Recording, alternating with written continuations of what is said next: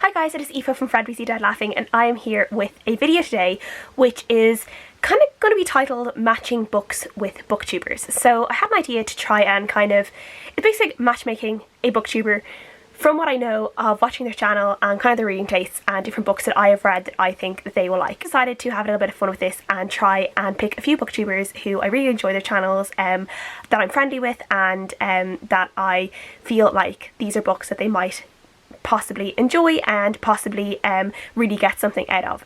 So I've decided to go for 4 booktubers who I'm quite friendly with here on BookTube, and then one kind of bigger booktuber just for a little bit of fun and a bit of variety as well. So I just thought to give it a go and see how it goes. The first booktuber I want to talk about is Leanne Rose. Leanne, as you guys know, is a very good friend of mine. We are from the same area in Ireland. We have done the Irish Readathon. We've co-hosted the Irish Readathon together for the last couple of years, and Leanne is probably just one of my favourite people on BookTube. I love her to bits. I love her reading style. She reads some really good literary feminist fiction, and for this, because of what I know of what she likes about kind of books with kind of really intriguing storylines around feminism and discovering feminism and the way people practice feminism in a way, I would really love to see her thoughts on The Red Word by Sarah Henstrad. So this is a book I read a couple of years ago, but it has just recently been published in Europe, or UK and Ireland, by a independent Irish publisher called Tramp Press. So when I originally read it, I read it on NetGalley from the US publisher, but now it is being sold by Tramp Press over in Ireland and in the UK, which is great.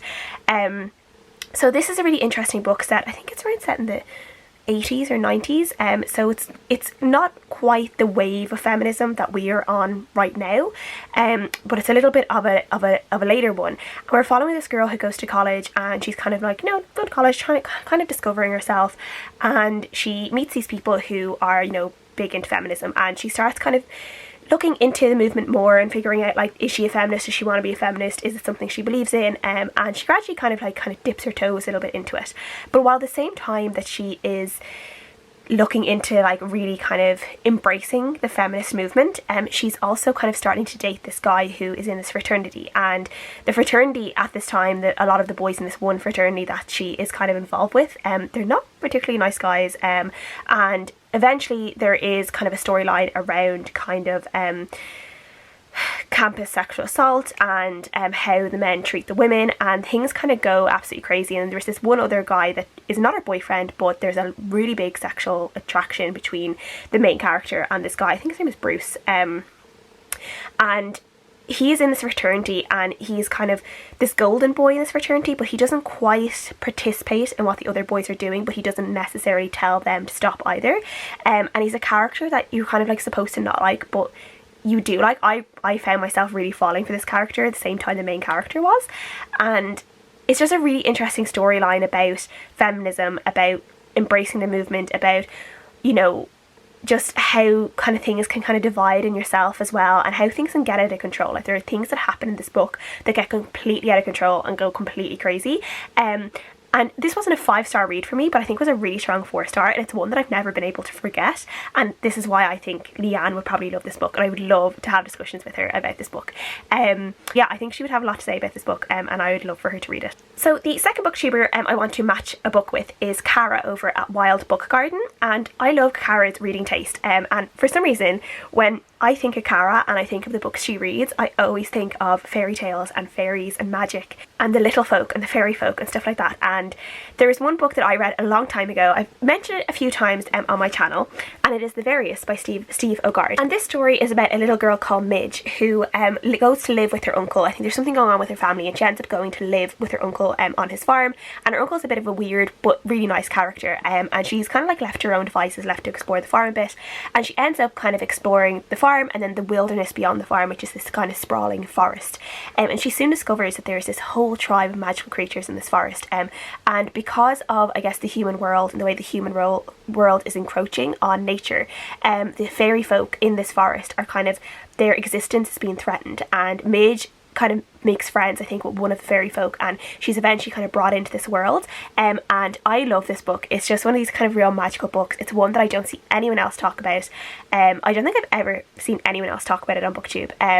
And even not many people I'm friends with on Goodreads have even reviewed this. So I would love Cara to read this and see what she thinks of it, because I think there's just something wonderfully magical about it, and it's just this kind of, there's a bit of an adventure to it as well, and just the way the fairy folk are in this book and the way they're discovered and the way they live and the little things they do, it's just so lovely. And I think Cara would really like this because, as I said, Cara just kind of reminds me of fairy tales.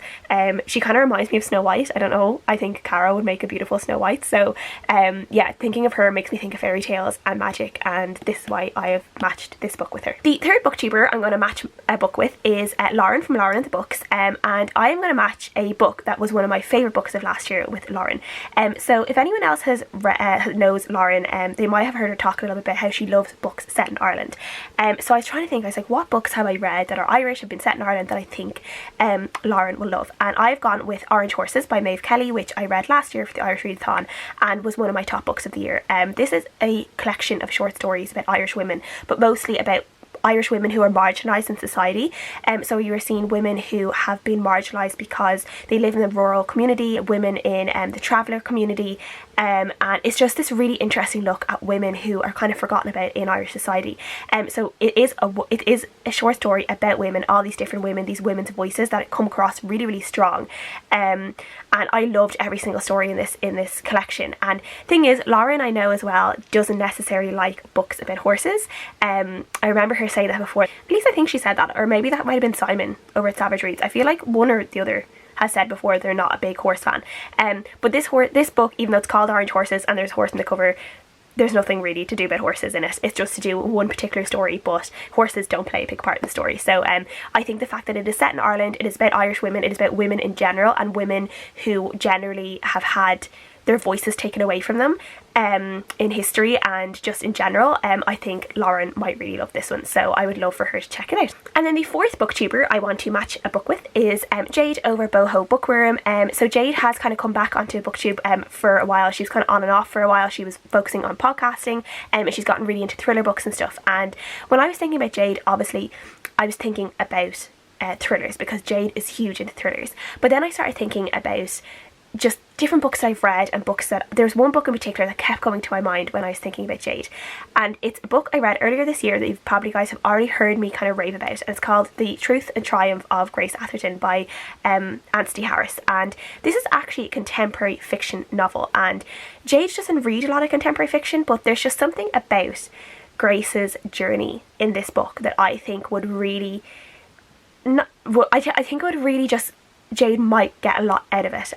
So obviously The Truths and Triumphs of Grace Atherton is about this woman called Grace who's in this relationship with this man, and this man is married. She knows she's married, she knows he's kind of like his mistress, and then one day everything kind of tumbles apart for Grace, and everything that she thought that she kind of built her life upon comes crumbling down, and she kind of has to really rebuild herself.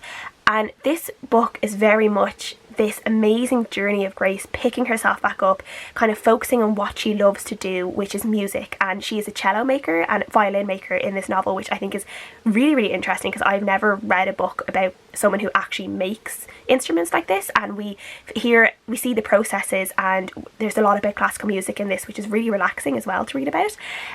But there's just something about just Grace's own personal journey in this book, and about how she overcomes the things that have tried to push her back down, and she gets up and keeps going and kind of proves to herself and to the world how amazing she is and how talented she is. And there's just something about Grace's journey in this book that really touched me, and I just fell in love with her, even though I feel like as someone who was like a willing mistress, she's not technically someone at the start of the book that you want to really get along with. You're a bit like, oh, like these are really like grey decisions that she has made. But then the more you get to know her, the more like Grace just like burrowed herself into my heart, and her journey and her struggles and everything that she did, just, yeah, like I just really, really loved it. So I would love Jade to read this, and I would love to hear what she thinks of it, and if she enjoyed it. But I just do feel that she might get something out of it. And then for the last booktuber, I'm going to choose a slightly bigger booktuber, and that I'm going to go for Jean over at Jean's Bookish Thoughts. And from what I know about Jean, she really likes books that kind of are magical, fantasy-esque books. She loves a lot of books with about Greek, Trojan, about Greek and Roman myths, but I'm going to go more along the fantasy, magical aspect of her tastes for my recommendation, my book match for her. And I'm going to try and match her with The Waking Land by Callie Bates. This is a book I read a couple of years ago. So this girl who, I guess she's kind of like a princess. Her name is Alana, and she was raised in kind of an enemy kingdom, but she was raised very much like part of the family of this kingdom. She loved this king like her father, but then one day he is found murdered, and for some reason people think that she did it, and she ends up having to flee what was her home back to her birth home, and where her father, he was like kind of, I guess he was in this war with the king that did raise her, and he is basically branded a traitor, and her family are branded traitors, and this is all to do with the reason why she was obviously brought up as a ward in a enemy kingdom, more or less. But she has to go back to her birthplace, and she ends up having to come back in, kind of relearn, I guess, her family and her family history and who she really is, and she ends up kind of discovering these magical powers she has and this real affinity she has with nature, and it all kind of starts coming together about like what she can actually bring to the land and how she can help her family and her family's land and the people who follow her family. And she eventually ends up having to lead a rebellion against the kingdom that was once her home, and she ends up having to stand up against people who I guess she grew up with, and it's just the way she kind of comes into her powers and kind of the political intrigue in this book as well is all really interesting, and I think it might be something that Jean might like. I don't know for sure, but I think out of a lot of books I've read, this is one that I would really love to hear her opinion on, and this is one that I actually really do need to carry on and read the rest of the series because I really enjoyed the first book, and I want to find out what happens next. So that is all my book matches for today. Please let me know if you've liked this video and if you would like me to do more of them. I don't know, this is kind of just a random idea. So yes, leave me your comment / opinion down below, and I'll see you guys in my next video.